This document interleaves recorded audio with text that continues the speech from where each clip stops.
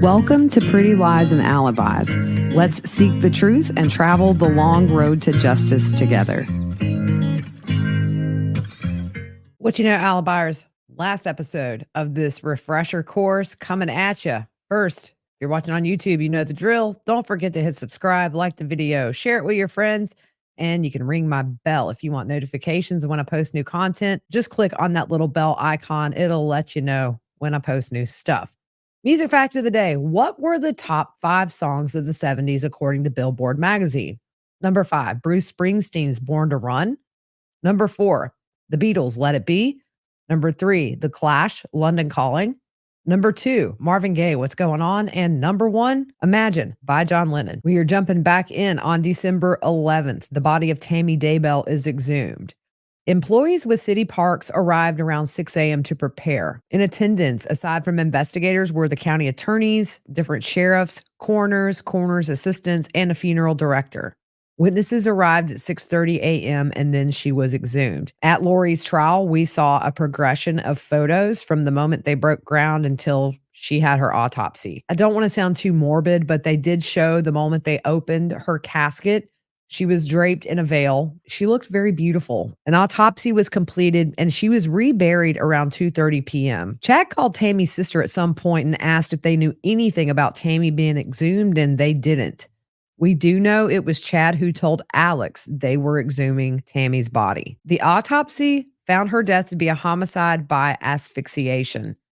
At Lori's trial, the medical examiner could not say for certain how she died, but due to her age and her health, they concluded it to be a homicide. She also had bruises on her body from what the medical examiner said looked to be somebody holding her down. And those bruises came when she was alive, and they are consistent with asphyxiation. I have a diagram up here on the screen. This is just something I put together there in court that day to just show the location of those bruises. They were on her front and back. What bruising did Tammy have? Just a trigger warning. We are talking about somebody who is deceased here. On the left front side of her body, she had bruises on her bicep and the collarbone area. On the right side, she had 3 bruises on her upper arm and 1 on the forearm.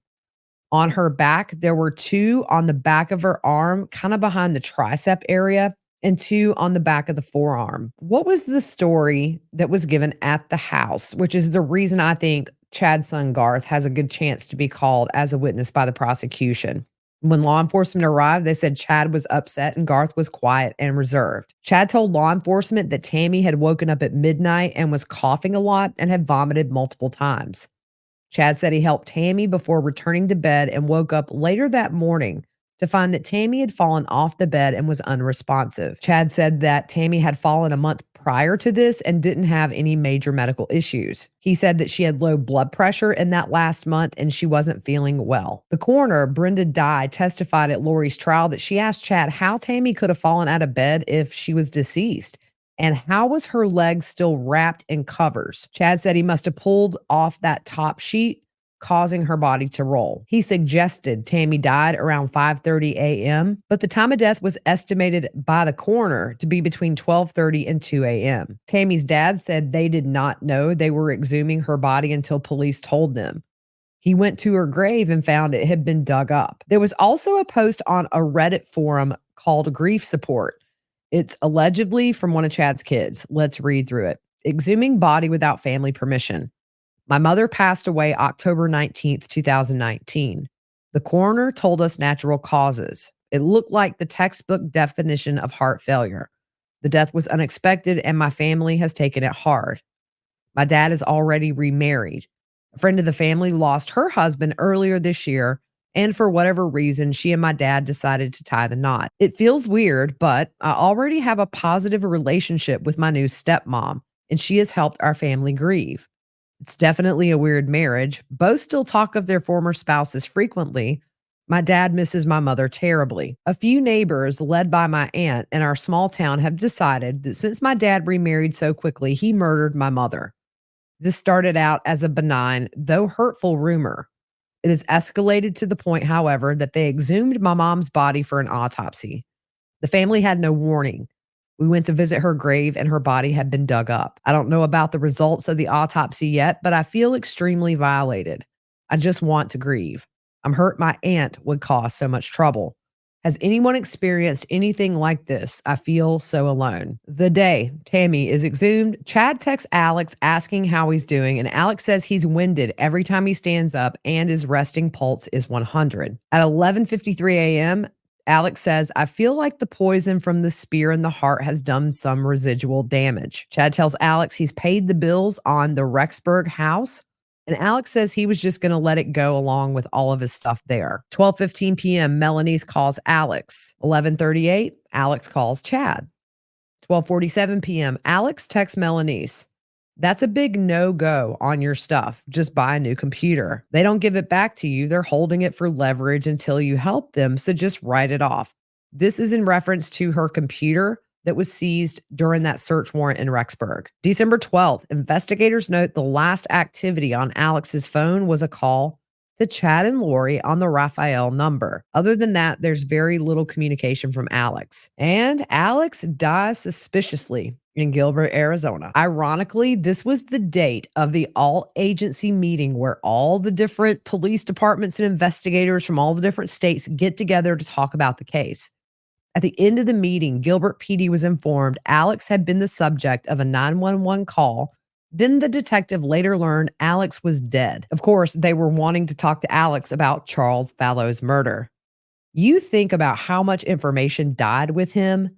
There are so many things we will never know. Before his death, he did receive that priesthood blessing over the phone from Chad. His cause of death ultimately was blood clots to the lungs.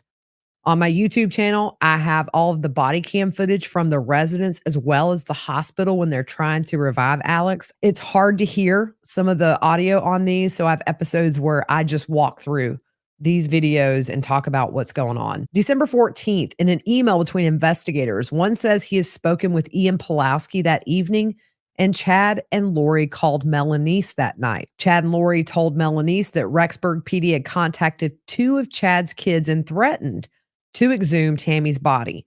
Chad and Lori thought this was a lie. Law enforcement notes that Chad and Lori apparently have no clue Tammy was already exhumed, and they didn't volunteer that information to Ian either. Chad and Lori told Melanice they were being bullied by Rexburg PD, and they planned to get a lawyer to represent them and Chad's kids. Chad said his kids would refer law enforcement to that lawyer. Chad and Lori also heard a rumor the FBI is involved, but they thought it was a scare tactic. Little did they know. December 18th, Chad's parents, Jack and Sheila, are interviewed by Rexburg PD.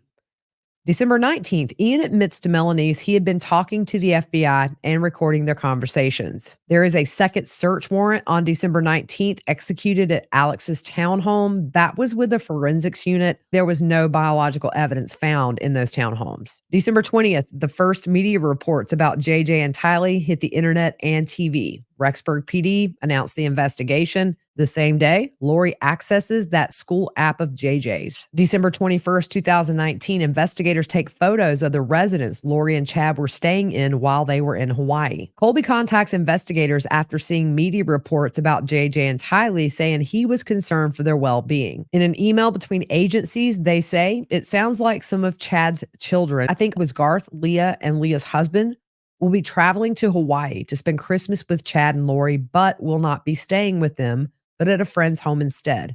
They will likely travel on December 23rd, but nothing is confirmed at this time. December 23rd, 2019, an attorney briefly hired by Lori and Chad issued a statement saying Chad Daybell was a loving husband and has the support of his children in this matter.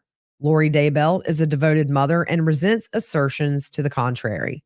We look forward to addressing the allegations once they have moved beyond speculation and rumor. The same day, 8:20 p.m., investigators go to Zulima's house with a search warrant to seize Alex's truck. Investigators asked Zulima if she knew where JJ and Tylee were, and she said she did not. They reinforced to her they weren't going to take the kids. They just needed to check their welfare. The investigator told Zulima they didn't believe she didn't know where the kids were. Zulima said she had nothing to be afraid of and they could talk to her attorney. She brings the keys out. They process that truck for evidence. Also, on this day, Melanice and Ian are interviewed by the FBI. December 24th, Melanice and Ian show up at her dad's house at 10:30 p.m. looking for her kids. She calls and asks to visit, saying she was 4 minutes away, but she was already sitting out front. Her dad thinks this was to see if the kids would be moved before she got there. She tells her dad she has Christmas presents. She refused to answer questions about JJ and Tylee. And when asked who shot Brandon, she said, "How do you know Brandon didn't shoot his own vehicle? How do you know one of his work buddies didn't shoot him?" Melanie's cried about the death of Alex to her dad and also just at the mention of Lori. Melanie's asked to go to the basement where all of her siblings were. She went down there, spoke for about 5 minutes, and then came upstairs and left. Her dad thinks she went into the basement just to see if the kids were there. In all, she stayed around 45 minutes, and after this visit, she cut off all communication with her dad. In the midst of all this, Kay is providing information to authorities in Arizona. December 27th, Lori and Chad are seen under surveillance. In that photo, a couple of Chad's kids are there. December 30th, Rexburg PD and the FBI published their press release announcing that JJ and Tylee are missing and asked for the public's help. January 3rd, 2020. The FBI and the Rexburg PD execute a search warrant at Chad and Tammy Daybell's house. They use metal detectors around the house. 43 items of interest are taken, including electronic devices, journals, medications, and papers. I think this stuff is going to come in a big way in Chad's trial where it didn't in Lori's. Prosecutors don't need to show everything they have. They just needed to show that jury in Lori's trial enough to get a conviction, and I think we're going to hear about it throughout the course of Chad's trial. January 6th, Kay and Larry Woodcock have an interview with Rexburg PD. They give background information that needed to be followed up on in Arizona. Also, January 6th, a search warrant is served on JJ's school in Arizona. January 7th, Melanie's has her court date for trespassing. Also, Kay and Larry have a press conference and offer a $20,000 reward for information about the whereabouts of JJ and Tylee. January 8th, Melanie's was supposed to meet with detectives, but she didn't show. A friend of Melanie's talks to investigators and asked if she's pregnant, and investigators do confirm to this friend that she is pregnant. They also say they believe she is in deep with the group and said Melanie's would take Lori's secrets to the grave for her. They say this group will place the dark person tag on anyone who conflicts with their belief system. The investigator also says they feel Melanie's may feel even more alone in the future as Chad and Lori may go deeper into hiding. Also on this day, January 8th, Lori accesses JJ's school app again. January 16th, a child protection action was filed in Madison County, Idaho on behalf of JJ and Tylee. Lori was ordered to produce the children within 5 days to the Rexburg PD or the Idaho Department of Health and Welfare. She was served with this order on January 25th in Hawaii. She was poolside in a teeny bikini, reading books. Chad was there. Lori takes the paperwork, kind of looks up at the officer giving it to her like, "Why are you bothering me?" Chad, on the other hand, inching closer towards Lori to see if he can read. He always seems way more nervous than Lori. January 26th, Lori and Chad are seen on a beach in Hawaii by the FBI because they were under surveillance. A search warrant is executed in their black Ford Explorer they had rented. I just rewatched the body cam footage, and Lori immediately gets the paperwork when she gets out of the car and looks them over. In her possession, they found JJ and Tylee's birth certificates, Tylee's bank card, JJ's iPad, which had his initials on the back, a second iPad that was logged into JJ's Apple account, and JJ's school registration receipts from Kennedy Elementary in Idaho. Tylee's bank card was active and had been used since the last time Tylee was seen alive. They're put in separate police cars and they're questioned. The same day, search warrants are executed at their condo in Hawaii. In the garage, they found 2 beach chairs, 2 yoga mats, and 2 beach towels. No toys, kids' items were seen. This is the same day we all see Nate Eaton following them with a microphone in their face, asking, "Where are your kids, Lori?" He would also be there to greet her in Rexburg after she was extradited, asking her the same questions. January 29th, Kay and Larry filed for emergency custody of JJ. The same day, Lori and Chad move out of their condo to Kauai Beach Resort. January 30th of 2020, the deadline passes for Lori to produce JJ and Tylee. In some emails between investigators, some of the things that were said: Lori took pictures of the computer screen, mostly booking confirmations for airfare, hotel, and car rental. They talk about how this computer may be beneficial when they seize it. At this point, they don't see that Lori is communicating with anybody through text messages. They note she's careful not to discuss anything and will just ask people to call her. They contacted the maker of the wedding bands from Etsy. He informs them he had to cancel that order. And they also note how ironic it is that Lori books the Phoenix to Idaho flight the day after Tammy dies. They also say the metadata on the phone helps with premeditation. Lori retains her first attorney there in Hawaii. January 31st, Lori again accesses that school app of JJ's. February 2nd, 2020, Lori and Chad attend a service at an LDS church in Kauai. They're seen speaking with the bishop. They act as if everything is fine and they have no care in the world. February 4th, Lori again logs into that school app of JJ's. The school is aware she's logging into this. They had tried different ways to block it, and the police offer to send somebody over to help get her off that app. I'm sure she's looking to see if there's talk amongst the parents or staff about JJ being missing. The same day, Zulema files a probate case in Maricopa County, Arizona for Alex. February 5th, in an email back and forth, investigators talk about audio being found on Lori's phone of her testimony. They say she's self-prophesizing everything she does because her heavenly father tells her.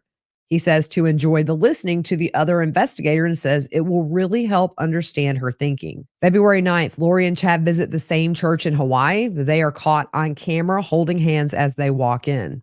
February 12th, Chad and Lori are seen shopping at a Costco in Hawaii. February 13th, a detective emails a screenshot of a text from Lori's iCloud that says, "This is the last mention of JJ." The photo was titled JJ Gone. February 16th, Lori and Chad check out of the resort they had been staying in. They fly to Maui. They're seen renting a car at a Hertz counter at the Maui airport. February 18th, Chad and Lori fly back to Kauai.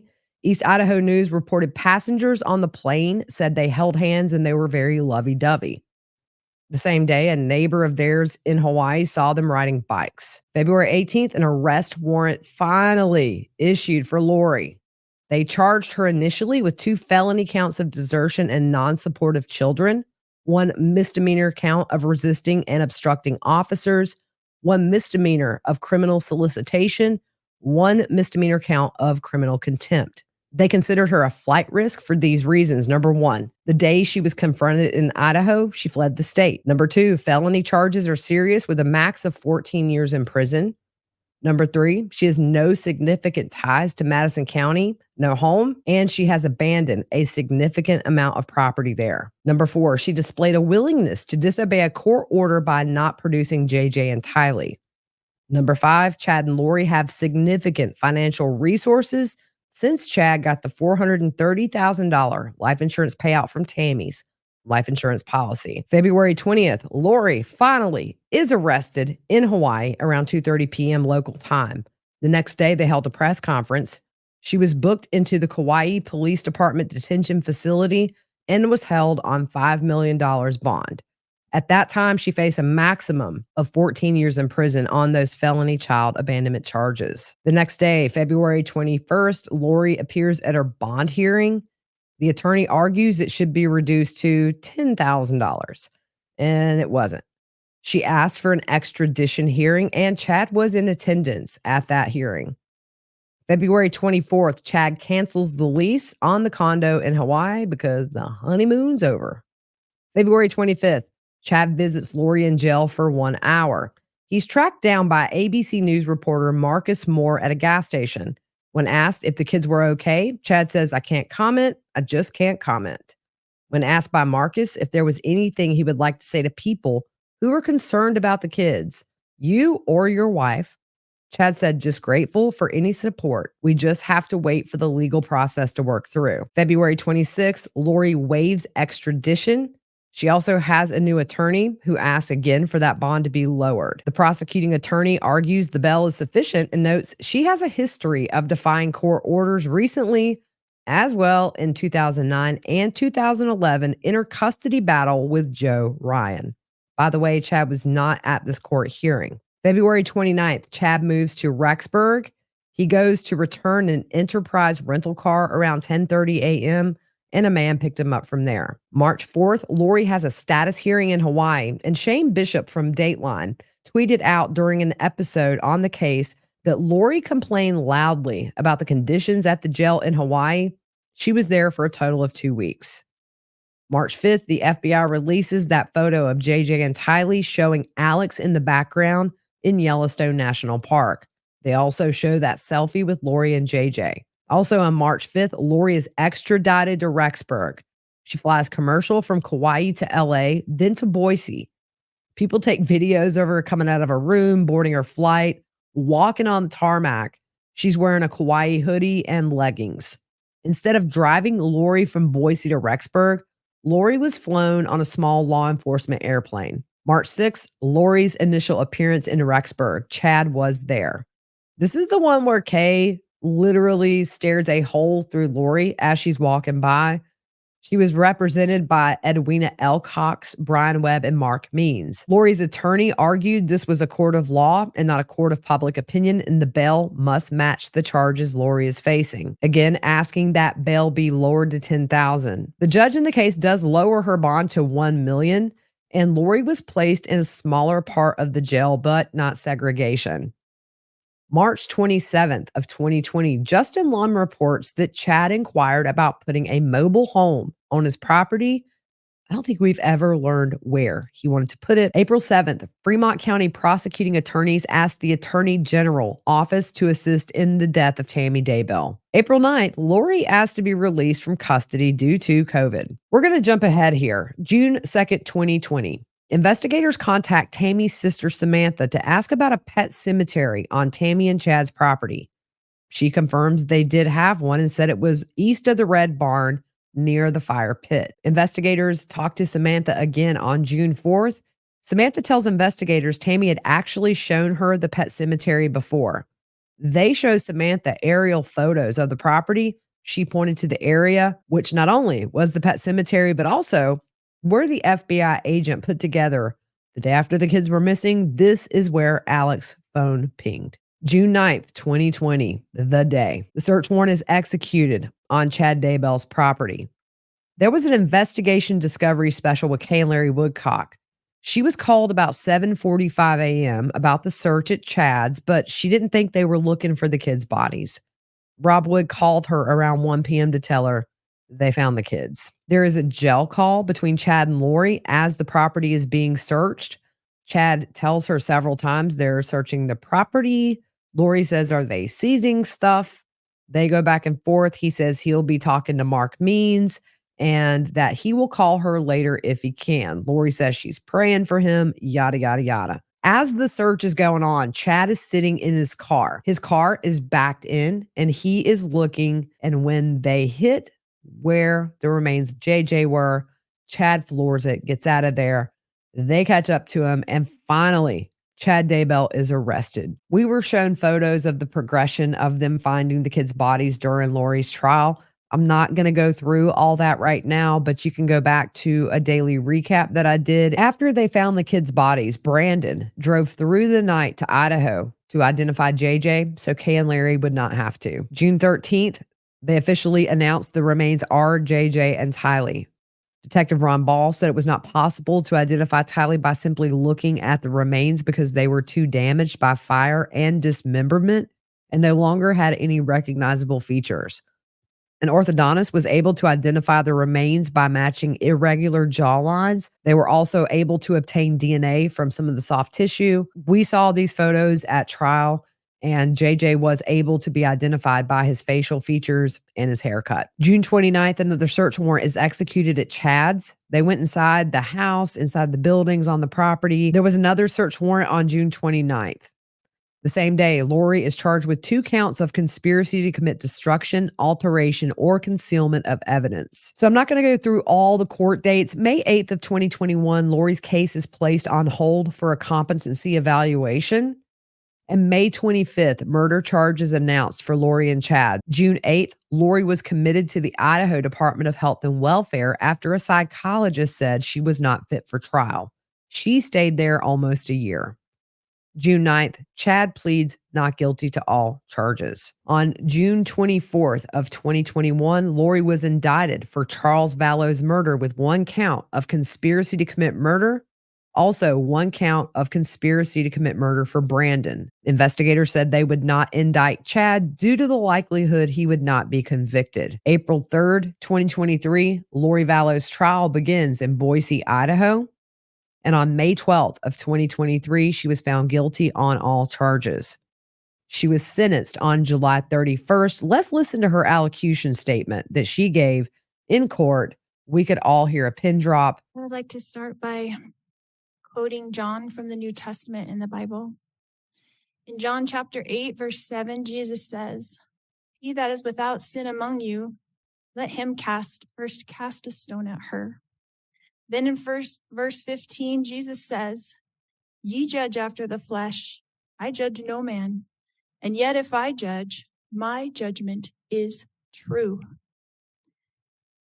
Jesus knows me, and Jesus understands me. I mourn with all of you who mourn my children and Tammy. Jesus Christ knows the truth of what happened here. Jesus Christ knows that no one was murdered in this case. Accidental deaths happen. Suicides happen. Fatal side effects from medications happen. I have a different perspective in life because in 2002, when I was pregnant with Tylee, I died in the hospital while in labor with her. They tried to stop my labor. They put me on the table and they put something in my IV, and I felt my spirit falling to the floor. I was standing near my pregnant body, watching the doctors try to revive me, which took them a few minutes. In that time, my sister Stacy was standing to my left. I turned to hug her and was surprised that her spirit was as tangible as a physical body, because I knew I was in spirit and she was in spirit. She said she needed to show me some things, and we went to heaven. I later returned to my body. Because of this experience, I have access to heaven and the spirit world. Since then, I have had many communications from people now living in heaven, including my children, Tylee Ashlyn and Joshua Jackson, my sisters, Stacy and Lolly, my aunts and my uncles, and my grandparents. I have had many communications with Jesus Christ, the Savior of this world, and our heavenly parents.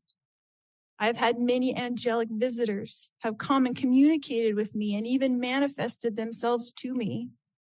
Because of these communications, I know for a fact that my children are happy and busy in the spirit world. Because of my communications with my friend Tammy Daybell, I know that she is also very happy and extremely busy. I have always mourned the loss of my loved ones, and I have lost many in this mortal world. However, I know them more than most people. I know where they are now and what they're doing. I know how wonderful heaven is, and I'm homesick for it every single day. I know we all lived in heaven before we were born on earth, and we were all adult spirits in the heavenly realm. We chose to come to earth as mortals. Heaven is more wonderful than you can possibly imagine. I do not fear death, but I look forward to it. I did not want to return to my body when I was out of it. Even though my son Colby, who I adored more than anything, was only 6 years old at the time, and I was about to give birth to this new baby girl that I wanted so badly.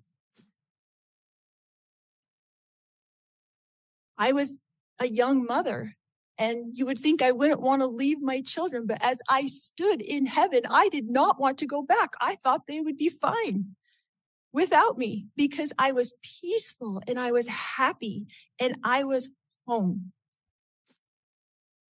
But then I was told by Jesus that I needed to go back and complete things that I had covenanted or promised to do before I was born. This caused me a lot of distress because I knew heaven was my real home, and I only wanted to be there. I was free from pain, emotional and physical. But then I was shown how I would help my children and others in the future. So ultimately, I did agree to go back to my body.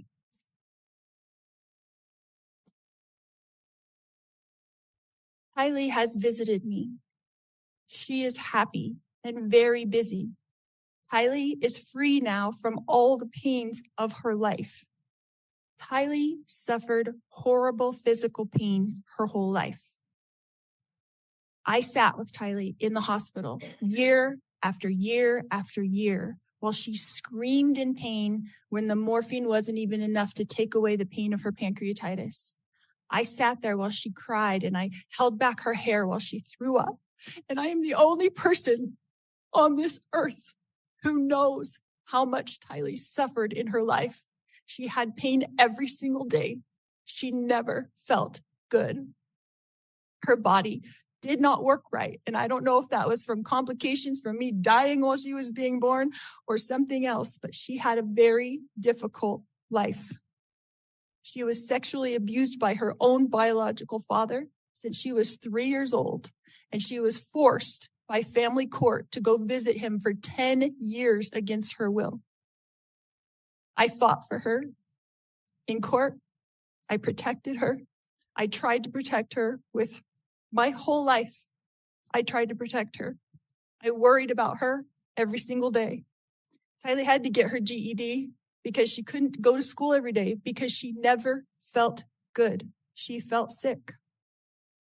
Nobody knows this because Tylee, like myself, tries to put on a good front, tries to be a happy person, tries to have hope in life, tries to know that she's here for a purpose and that she has an eternal purpose to be on this earth. But I never stopped worrying about her. One of the times that Tylee came to me as a spirit after she died, she commanded me and she said to me, "Stop worrying, Mom. We are fine." She knows how I worry and how I miss her. The first time JJ visited me after he passed away, he put his arm around me and he said to me, "You didn't do anything wrong, Mom. I love you. And I know you loved me every minute of my life." JJ, Joshua Jackson, was an adult spirit. And he was very, very tall when he put his arm around me.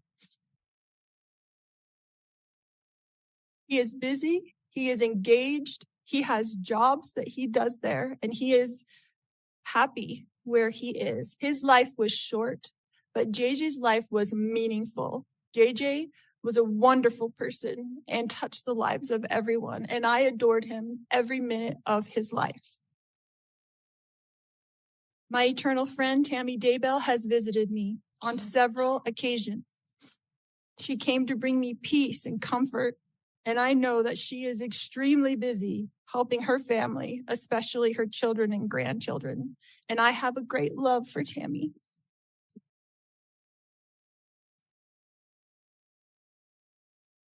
My beautiful children, Tylee Ashlyn and Joshua Jackson, rest safely this day in the arms of Jesus. My wonderful friend, Tammy Daybell, rests safely this day in the arms of Jesus.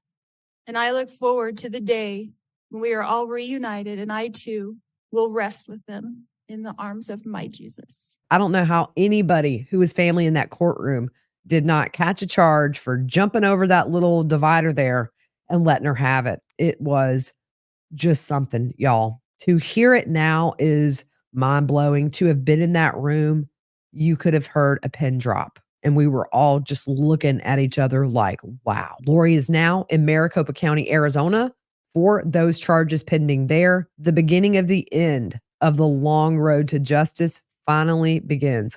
Come join me on my YouTube. Tomorrow, I'm doing a lunchtime live with Law and Crime Network, but I'll be streaming the trial every day. And on the days I'm not doing a live with Law and Crime, I'll be doing a Q&A on my YouTube at lunchtime. So come join us. We'll see you tomorrow morning for openings in Chad Daybell's trial. Have a good one.